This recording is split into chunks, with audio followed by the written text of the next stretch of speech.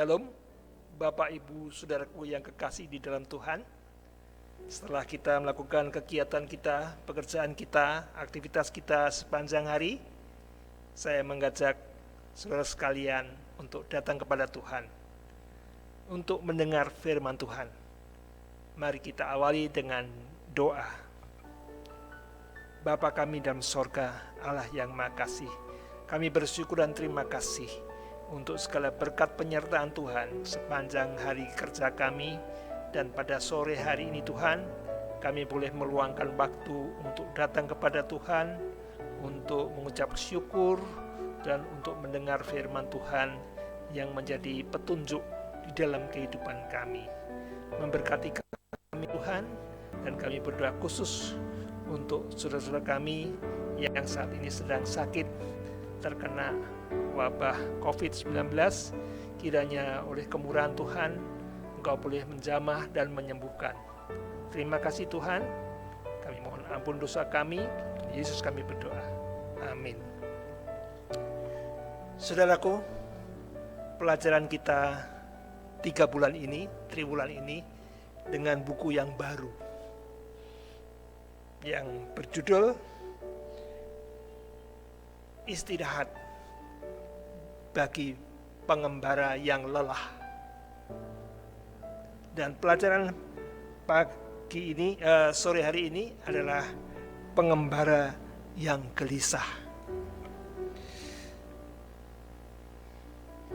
Bagaimana dengan kehidupan kita sehari-hari, saudaraku?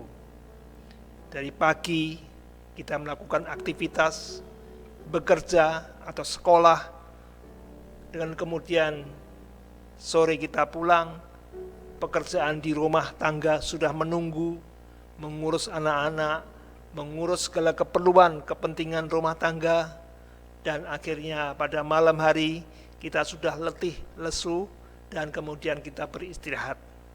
Lalu kemudian besok paginya kita bangun dengan tubuh yang lebih sehat, kuat, kita menjalankan aktivitas seperti itu hari demi hari. Kita bisa bayangkan kalau kita bekerja tiap hari, dalam satu hari, dalam satu pekan, 7 hari, tidak ada berhentinya, bagaimana? Kehidupan kita akan membosankan, kehidupan kita akan menjadi lelah, dan kemudian sakit dan sebagainya. Tapi bersyukur kepada Tuhan, karena pada waktu Allah menciptakan alam semesta ini, bumi dan langit serta isinya, Tuhan sudah memberikan sistem, yaitu 6 hari lamanya Tuhan menciptakan, tapi hari yang ke-7 Tuhan berhenti menguduskan dan memberkati. Dan itu kita lakukan dalam kehidupan kita. 6 hari lamanya kita bekerja, dan 1 hari kita libur. Saudaraku, kehidupan manusia selalu sibuk, membuat kita letih. Belum ditambah apa? Timbulnya masalah-masalah yang menjadi beban-beban pikiran kita.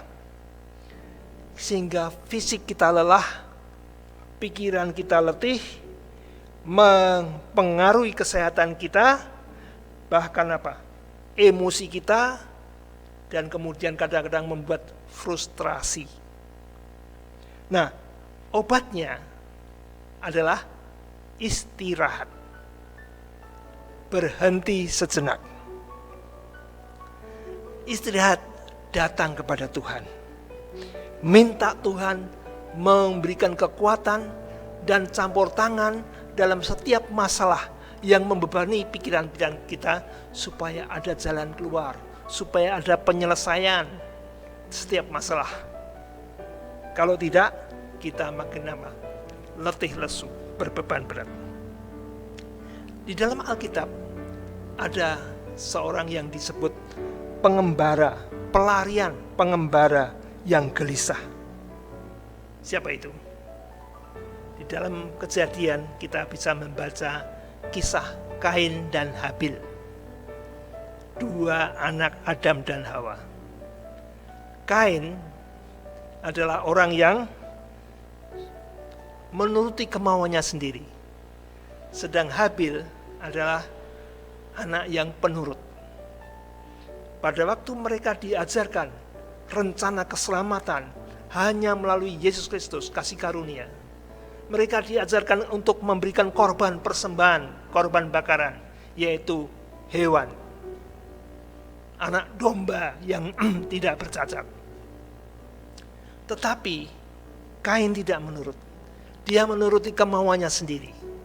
Dia mempersembahkan hasil tanahnya, meskipun bagus-bagus, tetapi tidak sesuai dengan ajaran Tuhan. Sedang Habil mempersembahkan korban domba.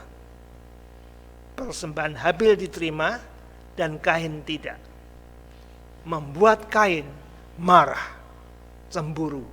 Dan kita tahu ceritanya, akhirnya Kain membunuh Habil adiknya.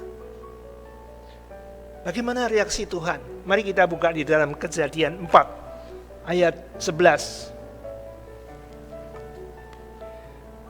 Maka sekarang terkutuklah engkau, terbuang jauh dari tanah yang mengangangkan mulutnya untuk menerima darah adikmu itu dari tanganmu.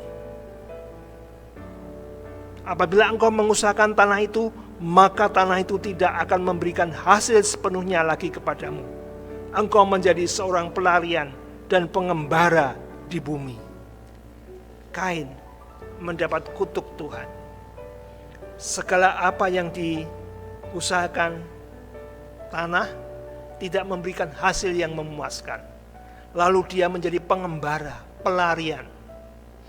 Kita bisa bayangkan bagaimana kehidupan Kain yang sudah diusir dari tanah itu.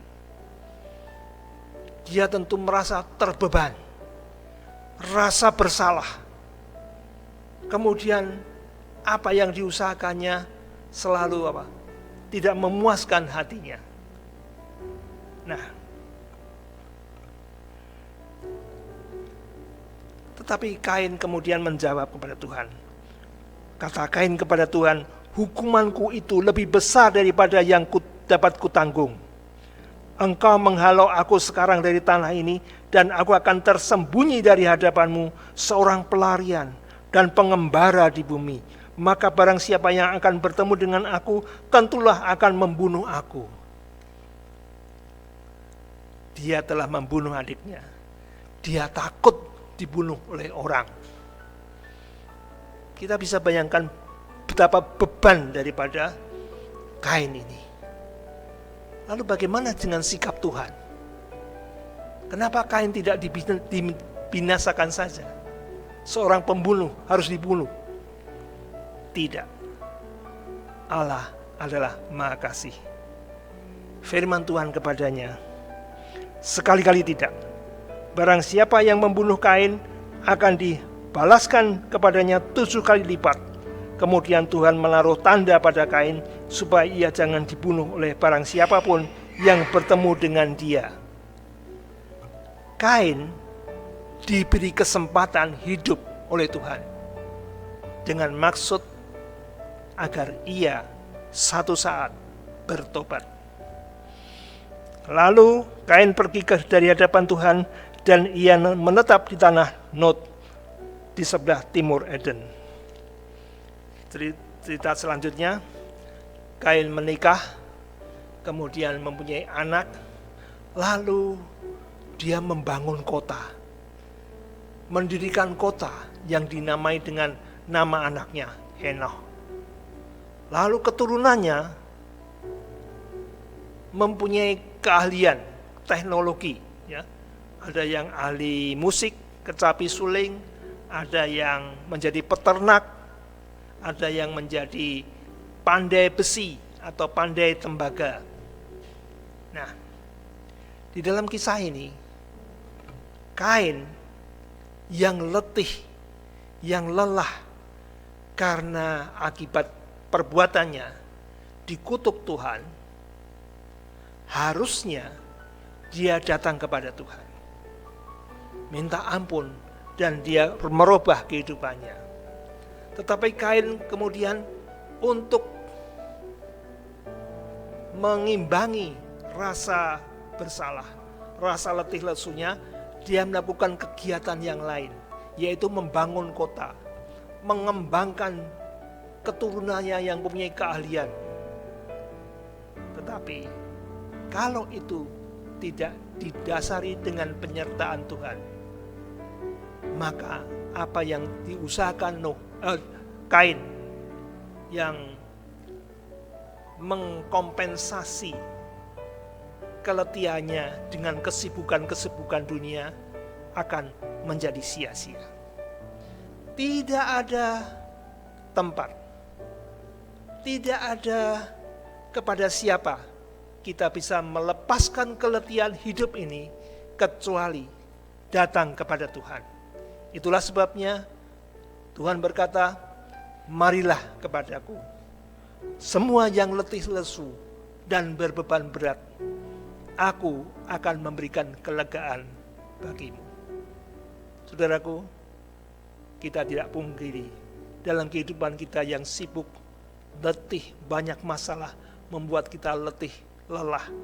Kita perlu istirahat dan kita perlu datang kepada Tuhan. Hanya di sana obatnya. Tuhan memberkati.